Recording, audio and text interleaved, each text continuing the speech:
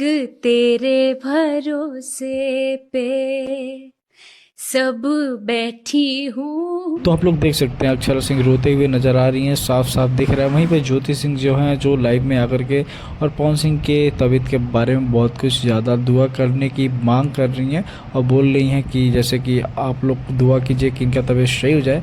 और वहीं पे जो है पवन सिंह की माँ और ज्योति सिंह जो हैं एक साथ हॉस्पिटल में दिखाई दिए। वहीं पे अक्षरा सिंह जो हैं पहुँच नहीं पाई, लेकिन हाँ उनका जो है रो रही थी अक्षरा सिंह जी। और मैं बता दूं इंटरव्यू में उन्होंने जो है रोते हुए साफ साफ आप लोग देख सकते हैं कि अक्षरा सिंह को जब पता चला कि पवन सिंह का तबीयत ख़राब हो चुका है तो वो एकदम रोते हुए दिखाई दी हैं और बहुत ही ज़्यादा मायूस हुई हैं। लेकिन आप सभी को मैं बता दूं पवन सिंह का जो तबीयत अभी है फाइनली ठीक होने पे आ चुका है और बहुत जल्दी ठीक हो जाएगा।